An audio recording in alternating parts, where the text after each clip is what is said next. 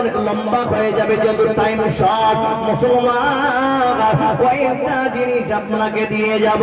এই দুনিয়াটা তুচ্ছ, এই দুনিয়াটা তুচ্ছ রে বাবা। আজকে আপনারা মাদ্রাসা করেছেন, আলহামদুলিল্লাহ। এই জায়গা থেকে অনেক আলেম তৈরি হবে, হাফিজ তৈরি হবে, এরাই আবার আইএস আইপিএস তৈরি হবে। জোরে বলুন ইনশাআল্লাহ। মুসলমান, তাহলে এই মাদ্রাসা কেন করবেন? আজকে আলেমদের কদর নাই, আজকে আলেমের পিঠে আপনারা অসরের ধান চাপিয়েছেন। আজকে আলেমেরা চান্দা করতে যান আর আপনারা তুচ্ছ তাচ্ছিল্যি তাদের কাছে করতে যান। একটা আলেম 8 মাস ধরে বেতন পায় না, কমিটি আপনাকে বলতেছি আপনি তো প্রতিদিন মাংস ভাত খান, ওই মৌলবীর কি স্ত্রী নাই, বাল বাচ্চা নাই, ওকে কি টাকা দেওয়া যায় না? কেন আপনি এই রকম কমিটি হয়েছেন? তাহলে মনে রাখবেন, আজকে মাদ্রাসা করাটা বড় জিনিস নয়। হাজার হাজার মাদ্রাসা দরকার লাগবে না, যদি মৌলবীদের আলেমদের কদর না থাকে। বান্দা মাদ্রাসা নাম থাকবে, কাজে লাগবে না। যদি বলেন কেন আমাকে যেমন দক্ষিণ দিনাজপুর থেকে আপনারা টাকা দিয়ে নিয়ে এসেছেন, মুসলমান, এমন একটা সময় আসবে আজকে যেমন তাহিদ সালফি সরকারি চাকরি পেয়েছেন, উনাকে যদি আপনারা 25-30 কিলোমিটার হবে আপনার শেখ বাড়ি, 30 কিলোমিটার, ধানগামা গ্রামের মানুষ মারা গেছে, তাহিদ সালফি সাহেবকে আপনারা বলতেছেন সালফি সাহেব আমার আব্বা মারা গেছেন, আপনাকে জানাজা পড়াতে আসতে হবে। ওই সময় কয়টার দিকে জানাজা বলছেন? 2টার দিকে।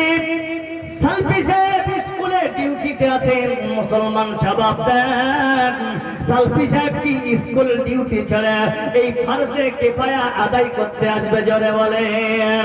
মুসলমান, সব ছেলেকে আপনি পড়াবেন। আজকে আলেমকে যদি উপযুক্ত বেতন দেন, তাহলে ওই আলেমকে আপনি কাজে লাগান।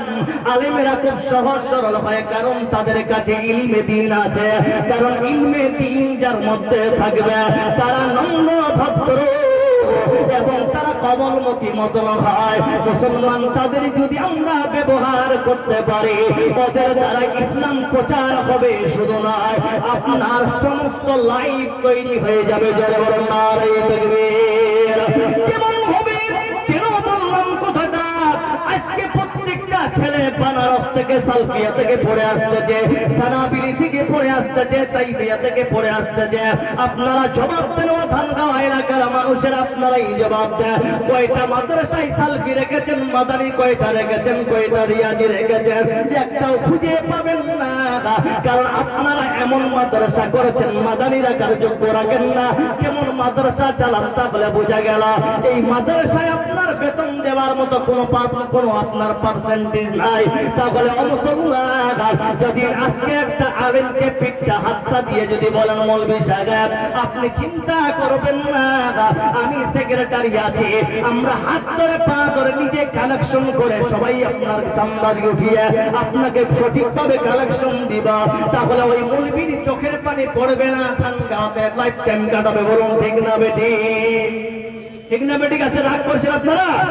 কিন্তু আমি আবেগে বলতেছি, আমি অনেক জায়গায় আজকে আলেমদের কদর দেখতে পাই না। যদি বলেন আজকে ধানবাদ এসে মন্ত্রী বড় কথা বলে গেলেন, আপনার সঙ্গে কোনো দোষ শুনি নাই, যেহেতু মাদ্রাসা চালাচ্ছেন, আজকে মাদ্রাসার ছাত্রদের কোনো তরবিয়ত নাই। শিক্ষক দাঁড়িয়ে আছে, শিক্ষক দাঁড়িয়ে আছে, তাকে ধাক্কা মেরে চলে যায়। বরং ঠিক না বেঠে? এটা তো কোনো কামনা কোনো মাদ্রাসার ছেলেরা নয়, মাদ্রাসার ছেলেরাও হবে খুব ভালো। কারণ ভাই যে আমার এইগুলো কথা বলার উদ্দেশ্য হচ্ছে আমার এটাই যে আমরা মাদ্রাসা করতে পেরেছি, আলহামদুলিল্লাহ। এখান থেকে তালিম হোক, এখান থেকে বড় বড় মাদানী তৈরি হোক, এটাই আমি চাই। কিন্তু বন্ধু, স্বপ্ন যদি আকাশ চুম্বি যদি আপনার স্বপ্ন হয় আর নিম্ন স্তরে যদি আপনার ফল হয়, তাহলে সব আশা আপনার বাতিল হয়ে যাবে। ঠিক না বেঠিক? আজ একটা সেক্রেটারি সুন্নতের প্রতি আমল লাগায়, তাহলে ইমাম মালিক রাহিমাহুল্লাহ তিনি লিখেছেন আস-সুন্নাতু সাফিনাতুন মুহিদ ফামান রাকিবা নাজা ওয়ামান গাররামা মান তামান তাখাল্লাফা গারকান। বন্ধু আমার, আল্লাহর নবীর সুন্নাত যার কাছে নাই, এর উদাহরণ দিতে গিয়ে মালিক রাহিমাহুল্লাহ তিনি লিখেছেন আস-সুন্নাতু সাফিনাতু নূহিন। তার মানে হলো নবীর সুন্নাতের উদাহরণ দিতে গিয়ে লিখেছেন যেমন নূহ আলাইহিস সালাতু ওয়াস সালাম সমস্ত নৌকাকে, যারা নৌকাতে কাশতিতে যাদেরকে উঠিয়েছিলেন তাদের নাজাত হয়েছে, তার মানে তারা অনুসরণ করেছিল। আর যারা নিজের মনমানি করেছে তাদেরকে আল্লাহ গারাক করে দিয়েছেন, দুনিয়া থেকে নেস্তনাবুদ করে দিয়েছেন। বন্ধুরে আমার, তাহলে আল্লাহর কোরআন মানব এবং আল্লাহর সুন্নতির প্রতি আমল করব, এই দুইটা অপশন আপনাকে দিয়ে গেলাম আজকে আপনাকে। কেন এই দুইটি আমল করবেন? কোথায় পাবেন? কোন ইউনিভার্সিটিতে পাবেন না, এই ধানগাঁও মাদ্রাসায় আপনি পাবেন। আলেমকে ডেকে বলবেন ও মৌলভী সাহেব, আমার বাড়িতে আপনাকে প্রতিদিন 1 কাপ করে চা খাওয়াবো, 2টা করে বিস্কিট খাওয়াবো, আপনাকে আসতে হবে। মাত্র 10 মিনিট আমার সঙ্গে বসবেন, ফাঁকা টাইমে আসতে হবে। ওই মৌলভীর কাছে দ্বীনের জ্ঞান আপনারা শিখুন। তারপরে কোরআন বলতেছে কুল হাযিহি সাবিলি আদউ ইলাল্লাহি আলা বাসীরাতিন আনা ওয়া মান ইত্তাবানি। বন্ধু আমার, আল্লাহ তাআলা বলতেছেন এটাই আমার সোজা রাস্তা, কুল হাযিহি সাবিলি, এটাই আমার রাস্তা। তাহলে এই রাস্তায় যারা আহ্বানকারী হবে, বাসিরাত কথাটা নিয়ে এসেছেন, বাসিরাত শব্দের অর্থ হচ্ছে জাল জয়ীফ হাদিস চলবে না, জাগ্রত জ্ঞান যার মধ্যে থাকবে তাদের দ্বারাই ইসলাম প্রচার হওয়া সম্ভব।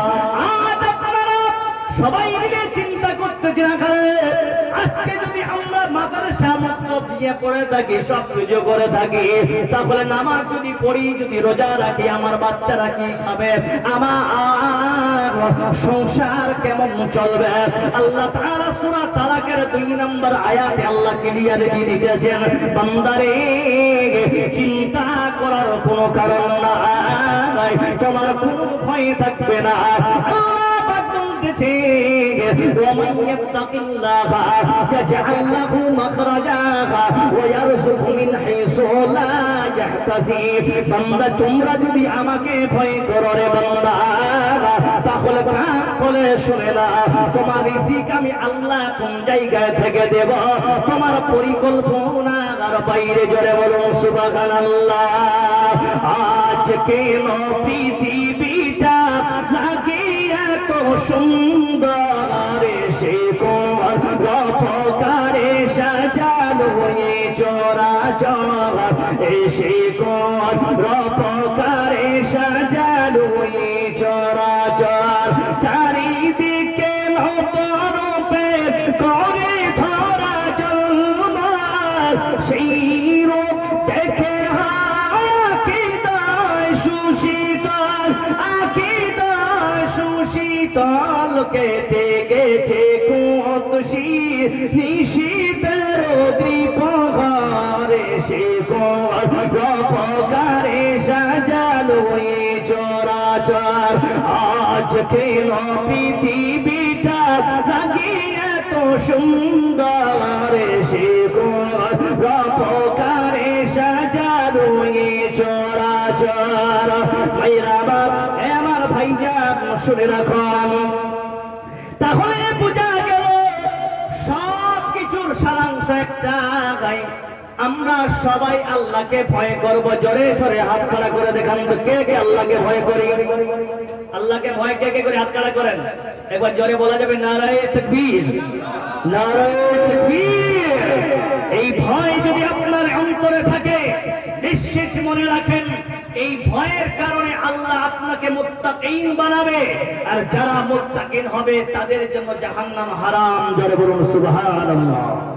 বোঝা গেল? এটা ওয়াকিয়া শোনাই হারুন রশিদ, বাদশা হারুন রশিদের আল্লাহর নিয়ামত। বাহলুল তার খাদিম ছিলেন, বাহলুলকে বলছেন হারুন রশিদ, বাদশা হারুন রশিদ, বাহলুল পিপাসা লেগেছে, পানি নিয়ে আসো। 1 গ্লাস গরম, প্রচন্ড গরমের সময় 1 গ্লাস পানি নিয়ে আসা হলো। নিয়ে আসার পরে বলছেন বাদশা নামদার নেন পানি পান করেন, পানি পান করতে। দাঁড়ান, কে বলছে? গোলাম বলছেন বাহলুল, বাদশা দাঁড়ান, পান করিয়েন না, একটু প্রশ্ন করুন। বলেন, আচ্ছা আপনি মরুভূমির এলাকায় চলছেন, কয়েকশো কিলোমিটার দূরে দূরান্ত, ডান দিকে বাম দিকে সামনে পিছনে কোনো পানির কোনো খোঁজ নাই, আর আপনি ব্যাপক পিপাসিত হয়েছেন। বাদশা হারুন রশিদ আপনি জবাব দেন, ওই সময়ে আপনাকে যে এক গ্লাস ঠান্ডা ঠান্ডা বরফের পানি, ফ্রিজের পানি দেওয়া হয়, আর এর মূল্য যদি আপনার কাছে চাওয়া হয়, আপনি কত টাকা মূল্য দিবেন? বলছে আমার অর্ধেক বাদশাহ দিয়ে দেব। ভালো করে বুঝেন, প্রশ্ন করছে গোলাম হারুন রশিদকে। বলে তার মানে এক গ্লাস পানি পান করলেন মানে আপনার বাদশাহার অর্ধেক সম্পত্তি শেষ। এবার কিছুক্ষণ পর বলছে জায়গা একটু। এবার হারুন রশিদ বলছে খাদিম যাও আমাদের টয়লেট ঠিক করো, আমি পেশাব করতে যাবো। তাই নাকি? বলে হ্যাঁ। বলছে বাদশা নামদার ধরে নেন, আবার প্রশ্ন করছি, আপনার পেশাব আটক হয়ে গেল, যে পানি আপনি অর্ধেক সম্পত্তির বিনিময়ে আপনি পান করলেন, ওই পানি আর আপনার বডি থেকে বের হচ্ছে না, আপনি কি করবেন? আপনাকে যদি কেউ এই পানিটা বের করার জন্য কোন ডাক্তার, কোন হাকিম যদি সলিউশন দেয় যে আমি বের করতে পারবো আমার আন্ডারে নিয়ে, আপনি তাকে কি পুরস্কৃত করবেন? বলছে আমি তাকে অর্ধেক সম্পত্তি বাদশাহ দিয়ে দেবো। আর কিছু থাকবে? বাদশার কাছে আর কিছু থাকলো? ওই গোলাম বলছে বাদশাহ হারুন রশিদ আপনার সম্পত্তির, আপনার বাদশাহাতের মূল্য অনলি এক গ্লাস পানি সমপরিমাণ। বুঝা গেল? আজ আপনারা এখানে বসে আছেন যতগুলো মানুষ, বলুন তো আপনার কাছে টাকা আছে, আপনার কাছে কোটি সম্পদ আছে, যদি আপনার কয়েক মিনিটের মধ্যে আপনার মওত হয়ে যায়, আপনি কি করবেন? সব থাকবে না নিয়ে যাবেন? যে সব চলে যাবে। তাহলে আল মাতাউল হায়াতিদ দুনিয়া লিল আখিরা